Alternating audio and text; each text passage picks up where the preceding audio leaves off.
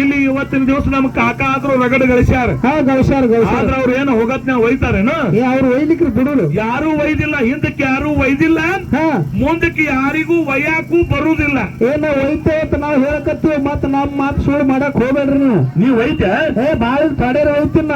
ನಾಳೆ ನೀ ಸತ್ಯ ಅಂದ್ರೆ ಏನು ಒಯ್ತಪ್ಪ? ಏನಾರ ಒಯ್ತಿನ ಹೇಳ್ತಿನ ಕೇಳ. ಹೆಂಗ್ ಒಯ್ತಪ್ಪ? ಆ ಹಿಂದಕಿನವ್ರು ಯಾಕೆ ಒಯ್ಲಿಕ್ರಿ ಬಿಡಲ್ಯಾಕ, ಮುಂದಿನವ್ರು ಬಿಡಲ್ಯಾಕ. ನಾ ಮಾತ್ರ ಬಿಡು ಮಗ ಅಲ್ಲ. ನೀ ಆದ್ರೆ ವಯಾವ್ಯಾನ ಭಾಳ ತಡೆಯರ ಒಯ್ಯವನ. ಹೆಂಗ್ ವಯಾವಪ್ಪ? ಏತಮ್ಮ ನನಗೀಗ ಆರಾಮ್ ತಪ್ಪ ತಿಳ್ಕೊ. ಆರಾಮ್ ತಪ್ಪ ತಿಳ್ಕೊಳ್ಳೋಣ. ಎಲ್ಲರೂ ಮಾತಾಡ್ಸಲಿಕ್ ಬರ್ತಾರ, ಹಿಂಗಿಟ್ಟಾಗಿ ಸಾಯುವ ಕಾಲಕ್ ಸಮಯ ಬರ್ತದ. ಹೌದಲ್ಲ, ಇನ್ನೇನ 2 ದಿವಸನಾಗ ಹೋತಾನ ಮಾಸ್ತರ್ ಅಂತ ಹೇಳಿ ಮಾತಾಡ್ಸಾಕ್ ಮಂದಿ ಬರ್ತಾರೆ. ಹೋಗದ ಭಾಗ ನೀರ ಹಂಗ ಆ ಪ್ರಸಂಗ ಬಂದಾಕ್ರ ನಾನು ಹೇಳಾಕತ್ತೀನಿ. ಹೌದಲ್ಲ, ಅವಾಗ ಏನ್ ಮಾಡ್ತೀನಿ ಗುರ್ತಾನ? ಏನ್ ಮಾಡ್ತಿಪ್ಪ? ಈಗ ನಮ್ಮ ಮಕ್ಕಳು ಹೆಂಡ್ರು ಎಲ್ಲರೂ ಹೊರ ಹೋಗಿರ್ತಾರಲ್ಲ, ನಾವು ಒಬ್ಬನೇ ಇರ್ತೀನಿ ಮನ್ಯಾಗ. ಇರ್ತಿ ಈ ಕೈಯ ಉಗ್ರದಲ್ಲ ಐತಲ್ಲ, ಒಂದ್ 60 ತೊಲಿ ಬಂಗಾರ 60 ತೊಲಿ ಇರಲಿ, ಒಂದ್ ತೊರದಲ್ಲಿ ಈ ಕೊಳ ಚೈನ್ ಅದಲ್ಲ ಇದು ಐತಲ್ಲ, ಇಂತ ಗಮ್ಮತ್ತ ನುಂಗಿ ಬಿಡ್ತೀನಿ ನೋಡೋಣ. ಮಕ್ಳು ಹೆಂಗ್ ತಕ್ಕೊಳ್ಳೋದು ಹಿಂಗತಿಯ ಸಂಕಟ ಬರ್ತೈತಿ. 60 ತೊಲಿ ಬಂಗಾರ ಉಂಗ್ರ ನುಂಗ್ರ ಅವ್ರೇನು ಮಕ್ಕಳು ಹೊಟ್ಟೆ ಹರಿದು ತಗೊಳ್ಳೋದಿಲ್ಲ. ಹೋದ್ರೆ ಹರಿದು ತಕ್ಕೊಳ್ತಿ ಮಕ್ಕಳು ಅಂತವ್ರ ನುಂಗ್ರ 60 ತೊಲಿ ಬಂಗಾರ ಸಂಗಾತ ಬರ್ತದ. ನೀ ಎಲ್ಲ ವಯು ವಿಚಾರ ಮಾಡಿದಿ ಹೌದಲ್ಲ, ಆದ್ರೆ ನೀ 60 ತೊಲಿ ಬಂಗಾರ ಉಂಗ್ರ ನುಂಗತಿ ನಿನ್ನ ಜೊತೆಗೆ ಬರ್ತದ ಇಲ್ಲ ಅನ್ನೋದಿಲ್ಲ. ಒಯ್ದು ನೀನ್ ಏನು ಹುಗುಳ್ತಾರ ಅಲ್ಲೇ ಬಂಗಾರ ಇರ್ತದ.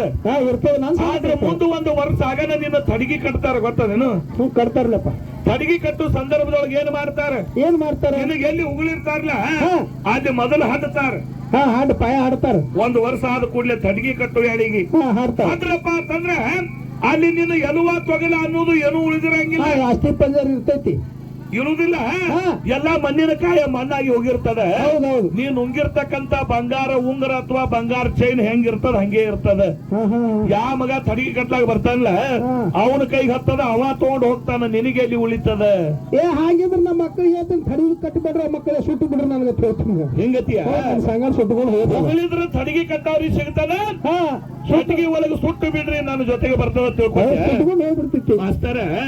ನಿನಗ ಉಗುಳಿದ್ರು 1 ವರ್ಷಕ್ಕೆ ತಡಗಿ ಕಟ್ಟತ್ನಾಗ ಬಂಗಾರ ಸಿಗ್ತದ. ಆದ್ರೆ ನೀ ಸುಟ್ಟು ಬಿಡು ಅಂತಿಲ್ಲ.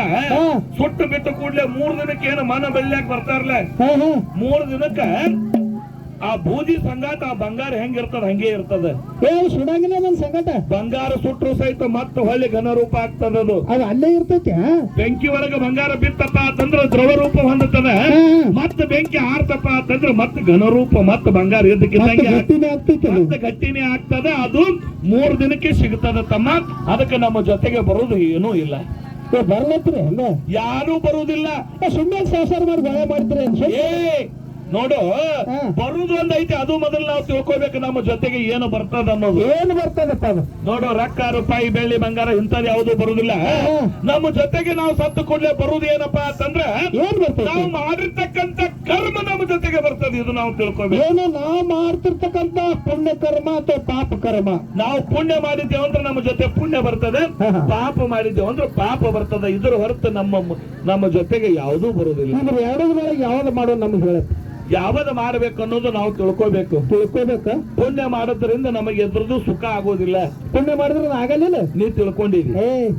ಮತ್ ಹೀಗ ಉಲ್ಟಾ ಹೇಳ್ತೇನೆ. ಅದಕ್ಕ ಪುಣ್ಯವನ್ನೇ ಮಾಡಿದ್ರೆ ಈ ಮಾನವ ಜನ್ಮದಿಂದ ಸುಖದಾಗಿ ಮುಕ್ತನಾಗಲಾಕ ಬರ್ತದೆ. ಹೆಂಗ ಮುಕ್ತ ಆಗ್ತೇವಪ್ಪ ಪುಣ್ಯವನ್ನು ಮಾಡಿದ್ರ? ಹೆಂಗ ಮುಕ್ತನಾಗ್ತೇವೆ ಅನ್ನೋದು ಪದ್ಯ ರೂಪದೊಳಗೆ ಹಾಡು ಹೇಳ್ಬೇಕು. ಹೇಳ್ರಿ ಕೇಳೋ.